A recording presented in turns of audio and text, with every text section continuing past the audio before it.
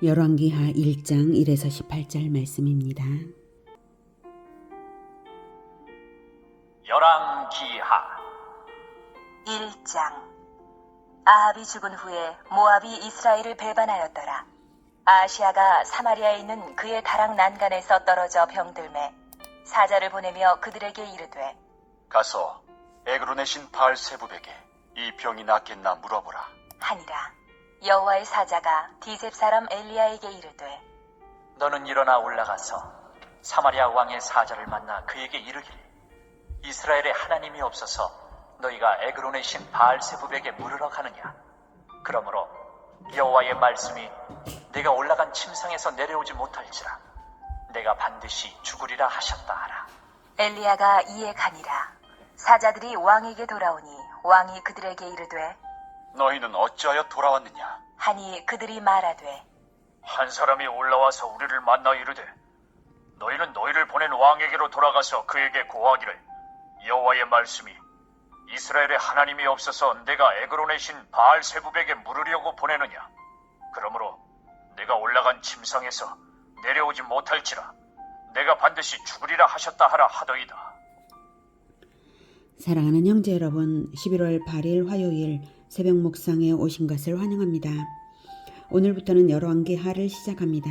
열왕기상과 열왕기하는 본래 하나의 책이어서 굳이 구분할 것은 없고요. 열왕기상에서 북왕국 이스라엘에 대하여, 특히 아합 가문에 대하여 내려진 심판의 예언이 이제 본격적으로 실현되는 것으로서 열왕기하는 시작이 됩니다.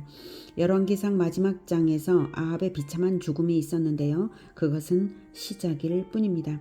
먼저는 아합이 죽자 모압이 이스라엘을 배반하고 독립을 쟁취했습니다. 이스라엘이 그만큼 약화된 것이죠. 모압의 독립을 수수방관할 수밖에 없게 된 지경인데요. 엎친 데 덮친 격으로 다락 난간에서 떨어지는 불의의 사고까지 당해서 아하시아가 병을 얻었습니다.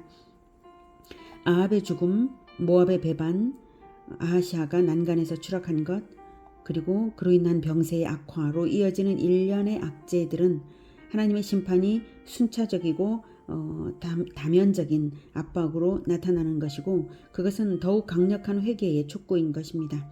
이럴 때에 어쩌다 우연히 벌어진 일이겠거니 할 것이 아니라 재빨리 눈치채고 시급히 회개를 해야 하는 것인데요. 그것을 깨닫지 못하고 오히려 에그론의 신 바알세붑을 찾을 정도로 아하시아는 우상숭배에 깊이 빠져 있었습니다. 에그론은 블레셋의 5성읍 중 하나이고요. 바알세붑은 바알은 남편, 세붑은 파리라는 뜻입니다. 파리 남편, 즉 파리 형상의 우상이었습니다. 여호와 신앙으로 시작된 언약 백성 이스라엘 나라에서 왕이 아팠는데 에그론의 파리에게 물으러 보내는 이 꼴이 얼마나 어리석고 한탄스럽습니까? 그의 몸만 아니라 영혼과 나라가 통째로 위중한 지경임을 보여주는 것이고, 이 행태야말로 가장 심각한 문제가 아닐 수 없습니다. 우리나라가 최근에 벌어지고 있는 여러 가지 일들을 보면 우리 또한 진정 회개와 신앙개혁을 시작해야 하는 때라는 것을 느끼게 합니다. 지난 3년간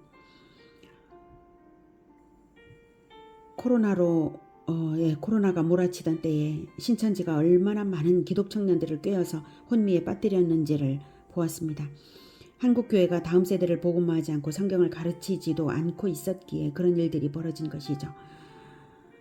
그러나 교회들은 다음 세대가 무너져 있다는 것을 느끼고 있음에도 불구하고 다음 세대를 일으키지 않은 말들은 많지만 제대로 된 회개의 실천은 그다지 눈에 띄지 않았습니다. 코로나 시국 때문에 발이 묶였기 때문이라고 사정을 이해하는 것으로 지나칠 수 있는 것이 아닙니다.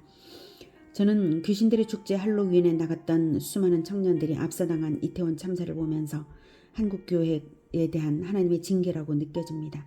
가르치지 않아서 몰랐기 때문에 그들이 참사를 당한 것 아닙니까? 설령 그들이 기독교인이 아니라고 할지라도 한국 교회가 올바르게 다음 세대를 가르치고 있었다면, 그래서 하나님께 간구하면서 다음 세대를 위하여서 그렇게 하고 있었다면 하나님께서 그런 일을 허락하실까요? 젊은이들을, 다음 세대의 영혼들을 왜 살려내지 못하고 있느냐는 책망이 아니겠습니까?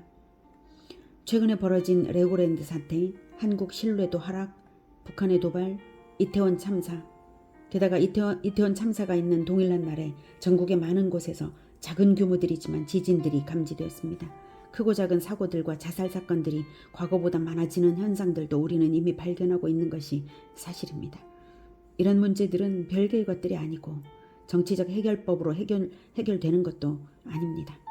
이런 일들이 나에게 일어난 것은 아니니까 관계없는 것이 아니라 점차적 압박으로 들어오는 회개 촉구의 메시지로 우리가 들어야 합니다.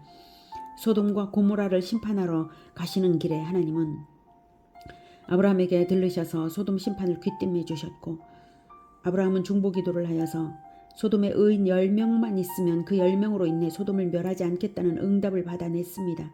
그런데 정작 소돔에는 의인 10명이 없어서, 하나님의 의의 기준에 도달된 10명이 없어서 결국 지구상에서 사라졌습니다. 하나님은 자비하셔서 10명의 의인들만 있어도 그 성읍 전체에 심판을 내리지 않으십니다. 같은 원리로 생각해 볼 때에 한국 교회에 진정 회개하며 의인들로 일어선 자들이 있었어야 한다는 그 진실을 우리가 직시하게 되는 것입니다. 그래서 이제 그렇게 진정 회개하며 의인들로 일어서야 할 때라는 것을 알 수가 있습니다. 하나님 앞에서 우리가 자신을 돌아보고 믿음의 형제들과 함께 회개운동, 신앙개혁을 벌여야 할 시점이라고 저는 생각합니다. 저는 독립교단이고 개척교회여서 누구에게 함께 어찌하자고 말할 처지가 별로 못 되는 사람입니다만, 가까이 지내는 다른 교단의 몇 분 목사님들만이라도 마음을 함께해서 회개운동을 벌일 수 있었으면 하고 바라고 있습니다. 여러분들께서도 각자가 있는 위치에서 진정한 신앙개혁을 소망하고 도모하며 실천으로 하나님 앞에 서시기를 기원합니다. 우리나라에 벌어지는 이런 일들의 해결책을 정치에 기대하려고 된다면 그런 것이 바로 바알세부백에 물으러 가는 것과 동일하다고 저는 생각합니다. 한국 사회는 모든 문제를 정치에 묻고 따지는 정치 중독에 빠져 있는 것 같습니다. 그러나 교회는 하나님께 물으며 사회와 정치를 위해 기도해야 하는 것이지 해결을 정치에 물어서는 안 되는 것입니다. 교회가 정치보다 더 바탕에 있고 교회가 정치보다 더 높은 곳에 있기 때문입니다. 3절, 이스라엘에 하나님이 없어서 너희가 에그론의 신 바알세부백에 물으러 가느냐? 이 말을 우리가 아프게 들어야 합니다. 우리에게 하나님이 없어서 정치에 묻고 정치를 원망합니까? 정치보다 먼저 교회가 참여해야 하는 것입니다. 4절, 그러므로 여호와의 말씀이 네가 올라간 침상에서 내려오지 못할지라 네가 반드시 죽으리라 하셨다 하라. 엘리야가 이에 가니라.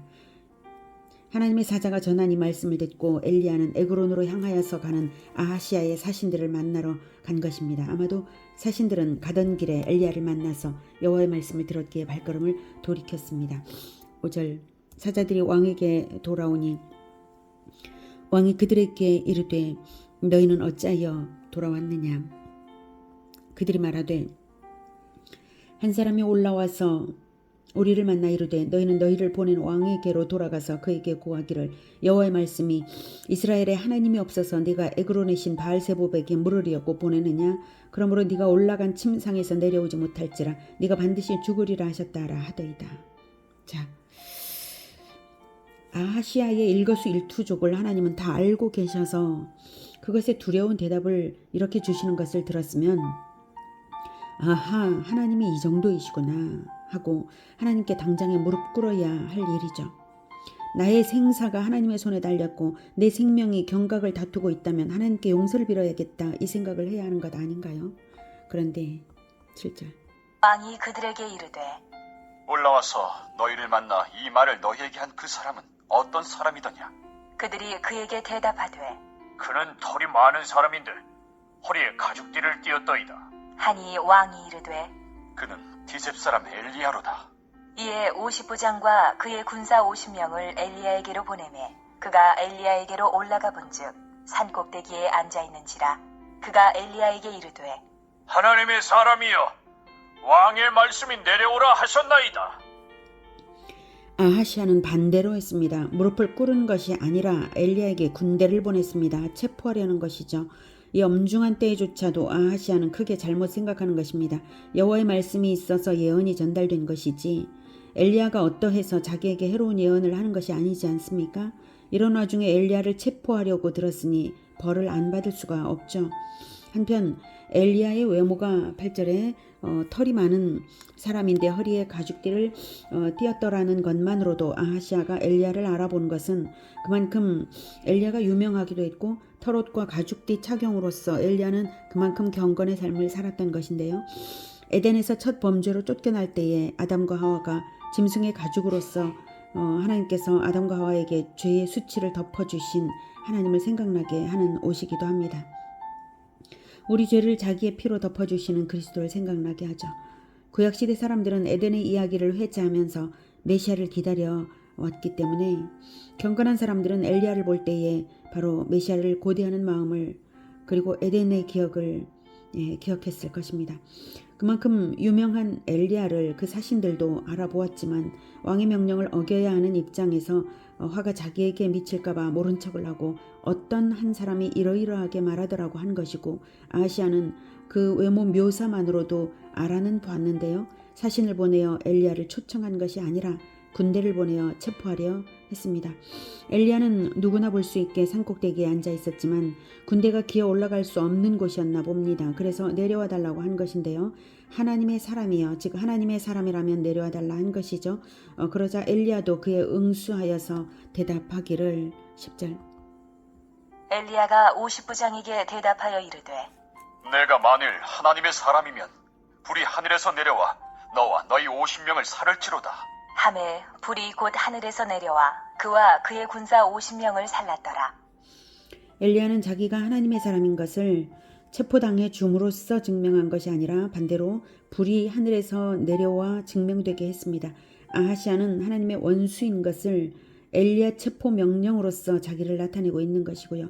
그러니 그렇게 입증해 주었으면 더 어리석은 짓을 말고 하늘에서 불이 내려왔다는 그 말을 들었으면 엘리야에게 용서를 구했어야 할 일인데요. 아하시아는 어리석은 짓을 멈추지를 않았습니다. 11절 왕이 다시 다른 50부장과 그의 군사 50명을 엘리야에게로 보내니 그가 엘리야에게 말하여 이르되 하나님의 사람이여 왕의 말씀이 속히 내려오라 하셨나이다. 하니 엘리야가 그들에게 대답하여 이르되 내가 만일 하나님의 사람이면 불이 하늘에서 내려와 너와 너의 50명을 살을지로다. 하매 하나님의 불이 곧 하늘에서 내려와 그와 그의 군사 50명을 살랐더라.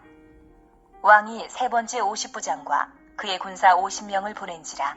셋째 50부장이 올라가서 엘리야 앞에 이르러 그의 무릎을 꿇어 엎드려 간구하여 이르되 하나님의 사람이여 원하건대 나의 생명과 당신의 종인 이 50명의 생명을 당신은 귀히 보소서.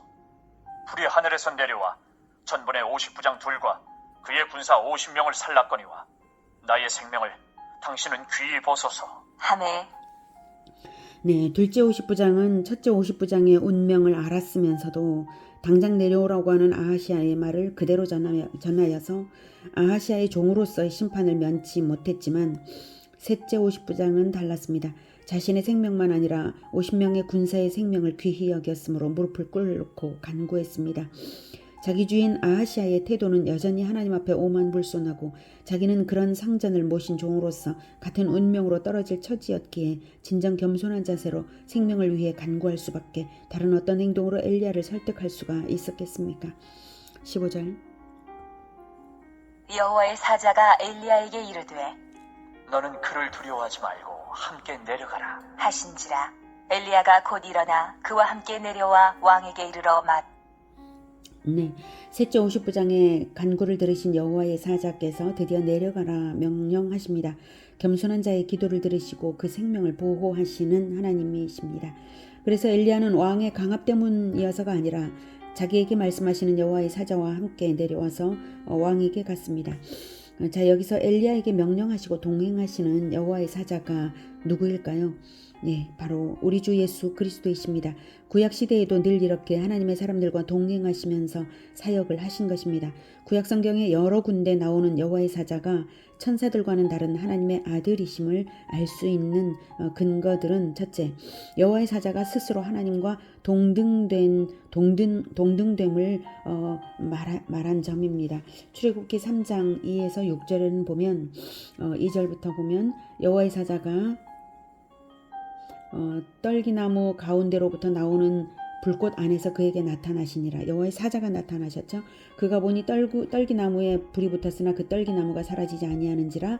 이에 모세가 이르되 내가 돌이켜가서 이 큰 광경을 보리라.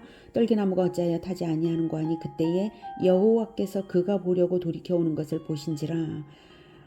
하나님이 떨기나무 가운데서 그를 불러 이르시되, 네, 떨기나무 가운데서 하나님이 불렀습니다. 처음에 여호와의 사자가 떨기나무 가운데로부터 불꽃 안에서 나타나셨다고 했죠. 이렇게 여호와의 사자가 스스로 하나님과 동등됨을 나타내 보여주고 있습니다. 그리고 또한 하나님이 이르시되 이리로 가까이 오지 말라. 내가 선 곳은 거룩한 땅이니 내 발에서 신을 벗으라. 이렇게 이제 말씀을 하셨었죠. 나는 내 조상의 하나님이니 아브라함의 하나님, 이삭의 하나님, 야곱의 하나님이니라. 이렇게 말씀하시면서 내 발에서 신을 벗으라. 거룩한 땅이다. 이렇게 말씀하신 그 하나님께서 여호수아에게도 동일한 말씀으로 나타나 주시죠. 여리고성 가까이에 다가가서 정탐을 하려던 여호수아에게 나타나신 여호와의 군대 장관이라고 자기 자신을 소개하신 그분이 바로 네가 선 곳은 거룩한 땅이니 네 발에 신을 벗으라. 동일한 말을 여호수아에게 하십니다. 그래서 여호와의 사자가 스스로 하나님과 동등됨을 말하고 있습니다. 그다음 두 번째로는 여호와의 사자를 만난 사람들이 그를 하나님이라고 말을 하면서 두려워 떨었다는 점입니다.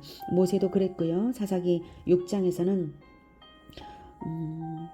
그 요아스의 아들 기드온에게 이제 여호와의 사자가 나타나서 말을 합니다.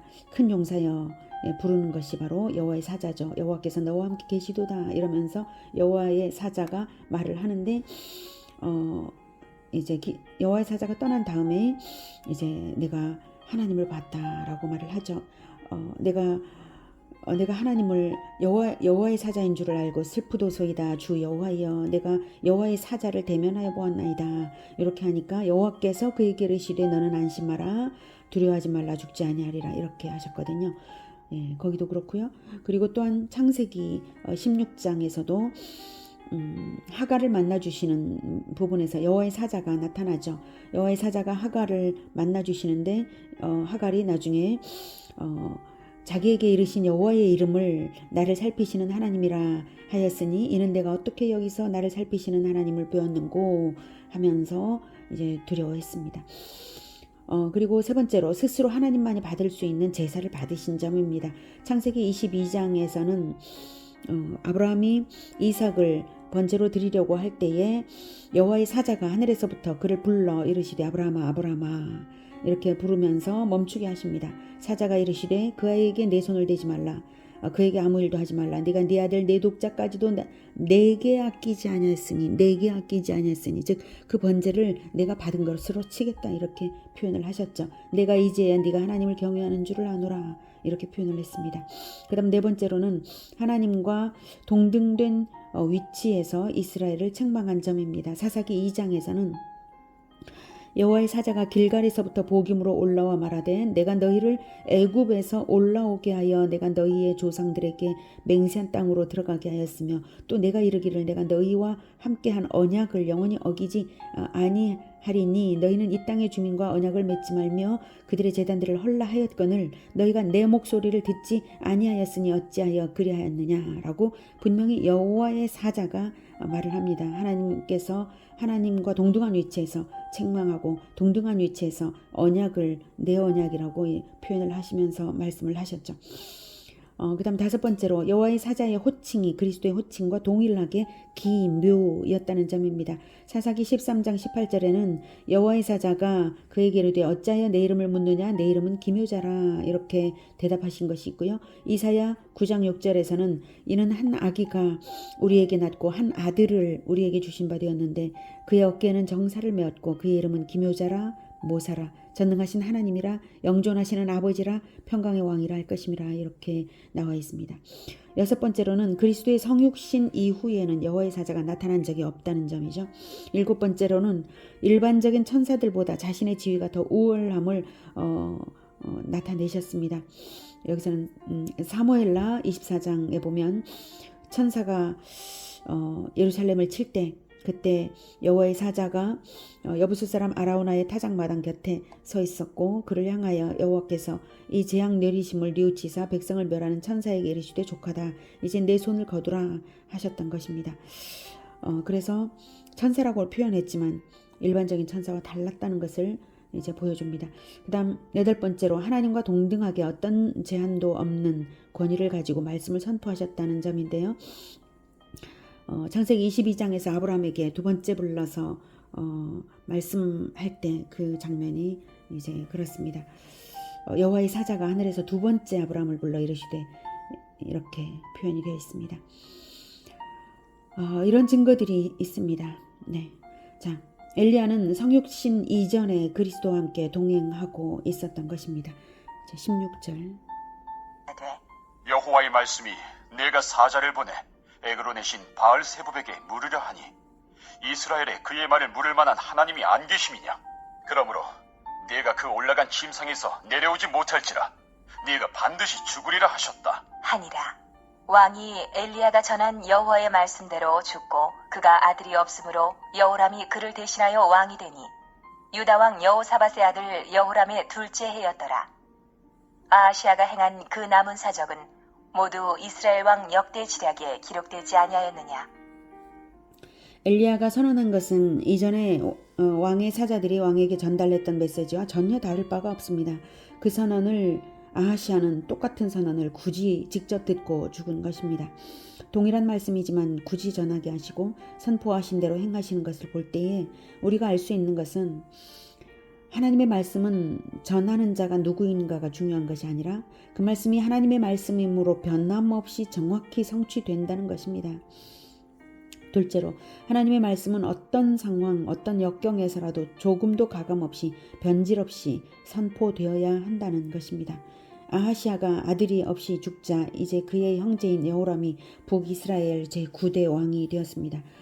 17절에 유다 왕 여호사밧이 여호사밧의 아들 여호람의 둘째 해였더라라고 이제 말을 하고 있죠.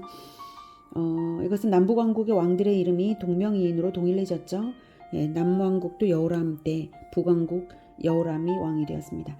자, 한편 열왕기하 3장 1절에는 유다의 여호사밧 왕, 유다의 여호사밧 왕 18째 해에 아합의 아들 여호람이 사마리아에서 이스라엘을 12해 동안 다스리니라 이렇게 이제 표현하고 있어서 방금 1장 마지막 절과 상충된다고 느껴지는데요.